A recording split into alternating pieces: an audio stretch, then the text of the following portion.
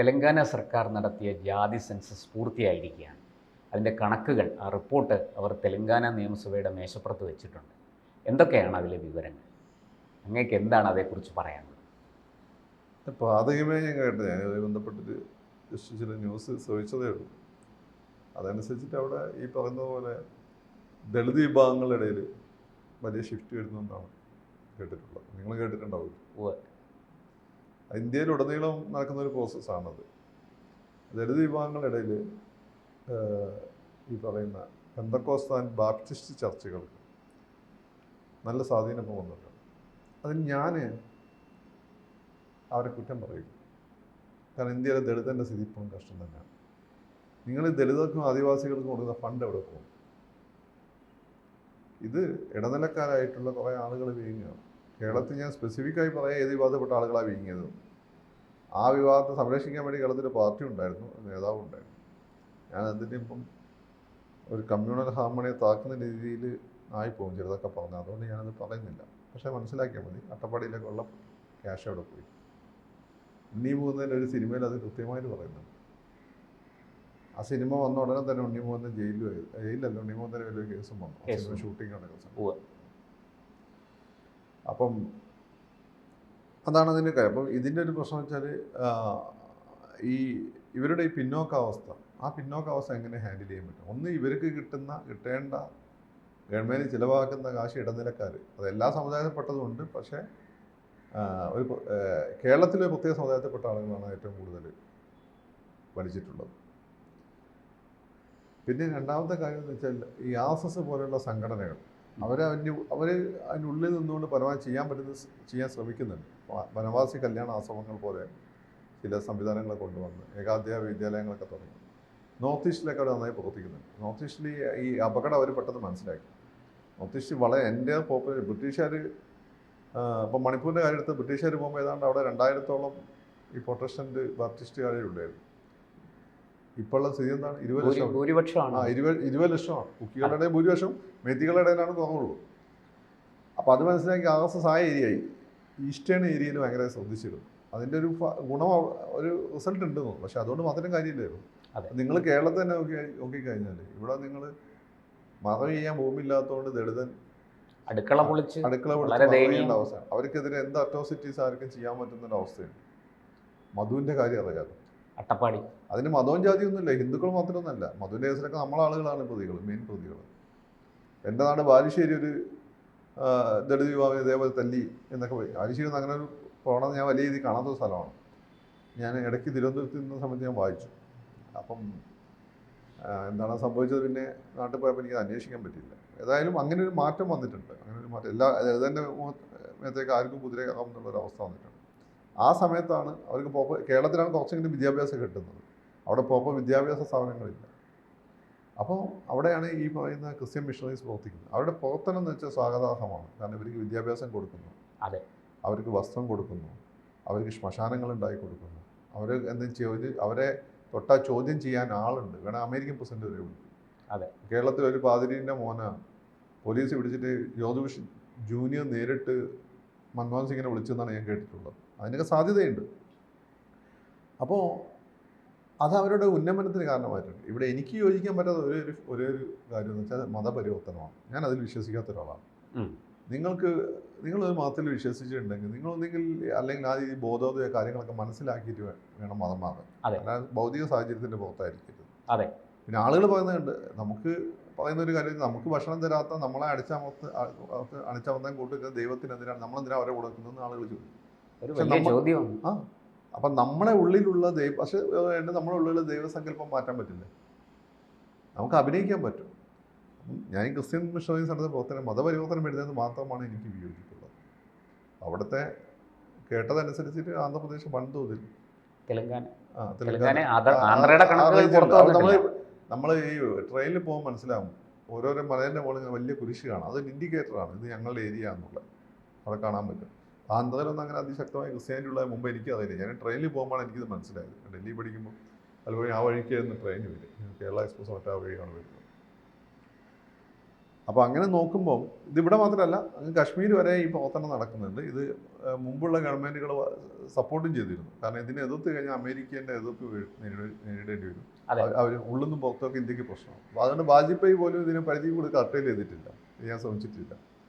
മോഡിക്ക് ഒരു പരിധി കൂടുതലൊന്നും പറ്റിയില്ല. പിന്നെ ചെയ്യേണ്ടതെന്ന് വെച്ചാൽ ഇവിടെ ഒരുപാട് ഹിന്ദു മുതലാളിമാരില്ലേ, അവർക്കൊക്കെ എന്തെങ്കിലും ഇവർക്ക് വേണ്ടി, അല്ലെങ്കിൽ ഇവർ ജനാധിപത്യത്തെ ഏറ്റവും വലിയ പ്രശ്നം ഇവർ പോയി കഴിഞ്ഞാൽ പിന്നെ ഇവിടുത്തെ ഡെമോഗ്രാഫി മാറും, പിന്നെ അത് വോട്ടിംഗ് പാറ്റേൺ മാറും, വോട്ട് ബാങ്കായി മാറും. വളരെ ഏറ്റവും കൂടുതൽ പണി കിട്ടാൻ പോകുന്നത് ഇവിടെയുള്ള സോക്കോൾഡ് മുതലാളിമാർക്ക് തന്നെയാണ്. അത് മനസ്സിലാക്കിക്കൊണ്ടാണ് മുമ്പ് ഈ SRCP ജനാധിപത്യം വരുമെന്ന് മനസ്സിലാക്കിക്കൊണ്ടാണ് എന്ത് നടത്തിയത്, ക്ഷേത്രപ്രവേശനം അവിടെ നടത്തിയത്. അവിടെയുള്ള ഏവ കമ്മ്യൂണിറ്റി മൊത്തം ക്രൈസ്തവരായി മാറും.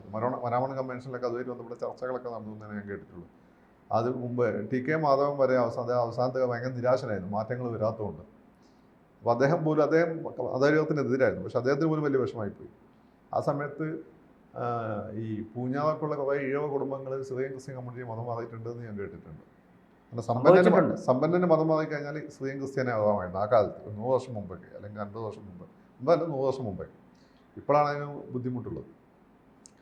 അപ്പോൾ ഇത് വലിയൊരു പ്രശ്നമാണ്. എനിക്ക് തോന്നുന്നു ഈ രീതിയിലാണ് പോകുന്നതെങ്കിൽ ഒരു വിദൂര ഭാവിയിൽ ഇന്ത്യ ഒരു ക്രൈസ്തവ രാജ്യമാണ്. ഇന്ത്യ ഒരിക്കലും മുസ്ലിം രാജ്യമാണില്ല. കാരണം മുസ്ലിംസിന് ഇപ്പോൾ അതിനുള്ള സ്കോപ്പും ഇല്ല. അവരങ്ങനെ ലോകം ഭരിച്ചൊരു കാലഘട്ടത്തിൽ അവർക്കതിന് പറ്റിയിട്ടില്ല. കാരണം അവർക്ക് ഹിന്ദുക്കളും തമ്മിൽ സാധാരണക്കാരന് വലിയ വ്യത്യാസമൊന്നുമില്ലായിരുന്നു.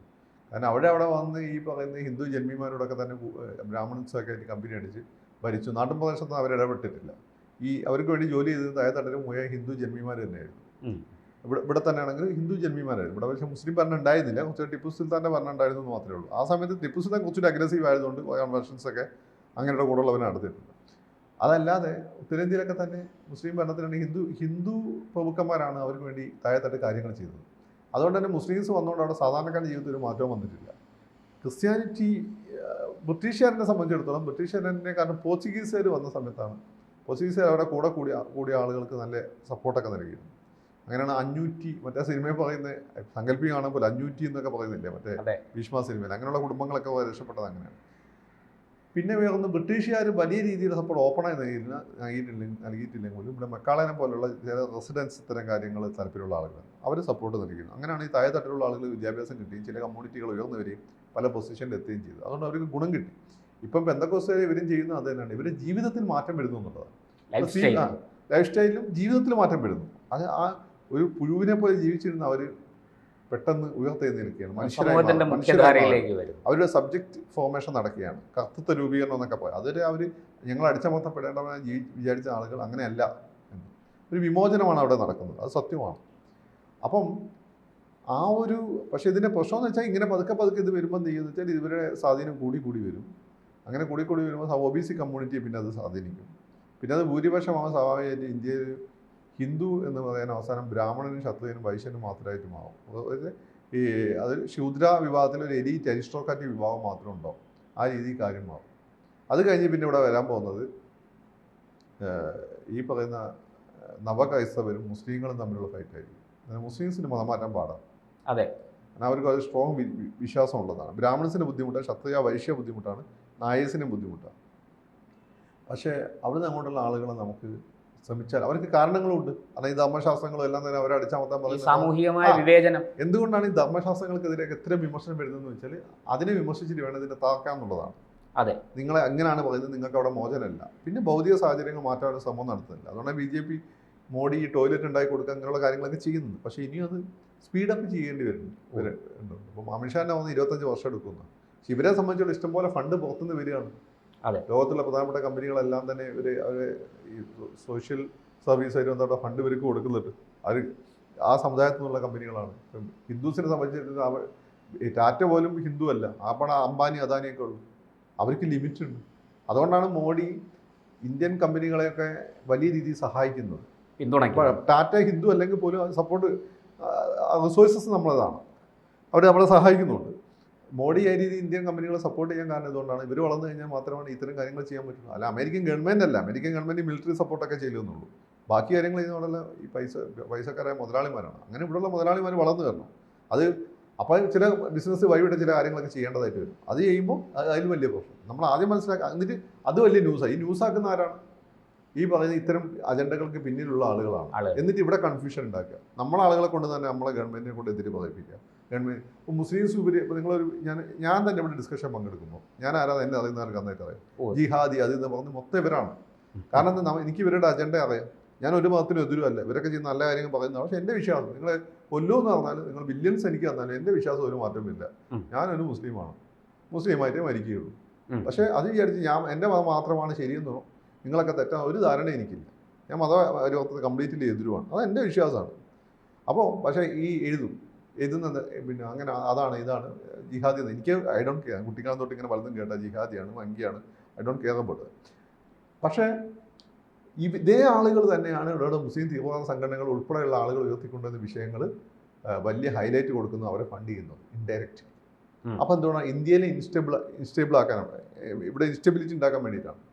അപ്പം നമ്മൾ ചെയ്യേണ്ട ഒരു കാര്യം, നമ്മളിപ്പോൾ മോഡി ആയിക്കോട്ടെ, പിണറായി വിജയൻ ആയിക്കോട്ടെ, ആരായിക്കോട്ടെ, ഈ രാജ്യത്തെയും ഇവിടുത്തെ സംസ്കാരത്തെയും ഈ നാട്ടിൽ നിന്ന് ഉയർന്നു വന്ന മതത്തെയും പ്രൊമോട്ട് ചെയ്യാനുള്ള, മറ്റൊരാളെ നശിപ്പിച്ചുകൊണ്ടല്ല, അതിനെ സംരക്ഷിക്കാനുള്ള ശ്രമങ്ങളെ നമ്മൾ സപ്പോർട്ട് ചെയ്യണം എന്നാണ് എൻ്റെ നിലപാട്. അത് ഒരാൾക്ക് എതിരാവരുത്. പക്ഷേ നമുക്കെതിരെ ഇങ്ങോട്ടൊരു യുദ്ധം വരുമ്പോൾ അത് പലപ്പോഴും ഇപ്പം നേരിട്ടുള്ള യുദ്ധമല്ല, ഇൻഡയറക്റ്റ് ആയിട്ടുള്ള യുദ്ധമാണ്, കാറ്റ് പോലെയുള്ള യുദ്ധമാണ്. പണ്ടെന്നുണ്ടെങ്കിൽ നേരിട്ടുള്ള യുദ്ധം, ഇപ്പം കാറ്റ് പോലെയാണ്, എവിടെയും കയറില്ല, ഏത് രൂപത്തിലും കയറില്ല. അതിനെ ഈ രാജ്യത്തിനൊപ്പം നിൽക്കുക എന്നുള്ളത് നമ്മുടെ ഉത്തരവാദിത്തമാണ്. ഹിന്ദു ഇല്ലാതായി കഴിഞ്ഞാൽ ഇന്ത്യ സെക്കുലേഴ്സ് അല്ല, ആദ്യം മനസ്സിലായി. ലോകത്ത് എവിടെ സെക്കുലേഴ്സ് ഉള്ളത്? ഈ വേറെ മതങ്ങളിൽ എവിടെ സെക്കുലേഴ്സ് ഉള്ളത്? ആധുനികത വന്നതുകൊണ്ട് മറ്റ് യൂറോപ്യൻ രാജ്യങ്ങളൊക്കെ സെക്കുലേഴ്സ് ഉണ്ട് എന്ന് പറയാം. അത് തന്നെ ഇപ്പം തിരിച്ചു പോയിക്കൊണ്ടിരിക്കുകയാണ്. ഈ സെക്കുലേഴ്സ് ഒന്ന് നിങ്ങൾ വലിയ വർത്തമാനം പറഞ്ഞിട്ട് നിങ്ങൾ അവിടെ മുസ്ലിംസിനെതിരാണല്ലോ. സെക്കുലേഴ്സ് അവരുടെ വിശ്വാസം അവർ കണ്ടിന്യൂ ചെയ്യും. അത് നിങ്ങൾ അതിനെതിരല്ല. അവിടെ ഇങ്ങോട്ട് കയറ്റി അയക്കണം എന്നല്ലേ പറയുന്നത്. അപ്പോൾ പക്ഷേ ഹിന്ദുസ് അങ്ങനെ ഇന്ത്യയിൽ നമ്മൾ അങ്ങനെ പറയുന്നുണ്ടില്ല.